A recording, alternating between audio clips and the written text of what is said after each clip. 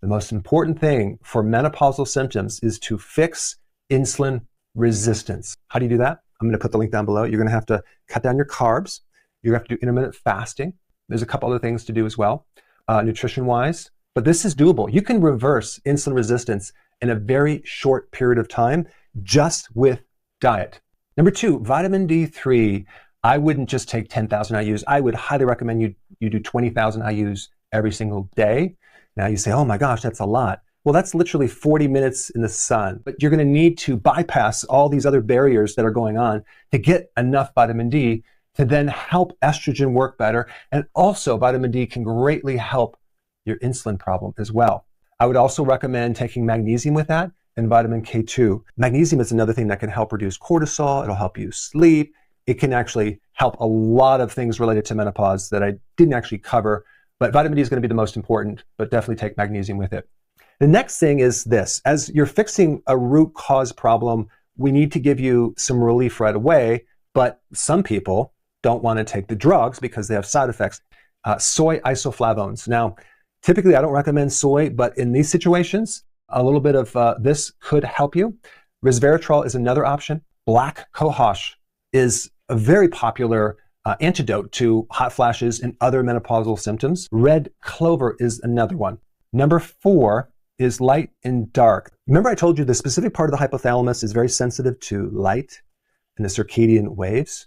You can improve your menopausal symptoms by aligning yourself with light and dark cycles. So in the morning, if you can go outside when the sun is rising and for 20 minutes get that sun, it'd be awesome. If you can't do that, get one of the full spectrum lights that they have, more of a therapeutic light, and you put that up for a half an hour in the morning next to your computer so you can get that light.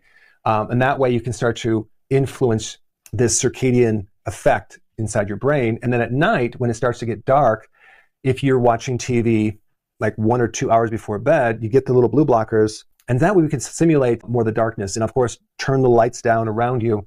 That'd be very, very important to help reset that hypothalamus.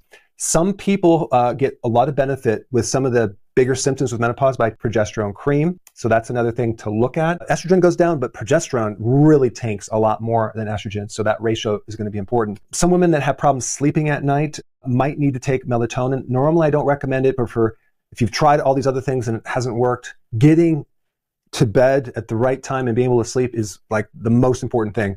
And if you compare melatonin with a drug, this has virtually like almost 0 side effects. And we're just taking 3 milligrams. Maybe that might actually help you. Out of all the biomarkers that seem to go really, really, really high after menopause, luteinizing hormone, LH, is the one that really sometimes can go up at like 1,000%. That can make menopause miserable for you, and especially hot flashes. So there is something to lower that. Melatonin.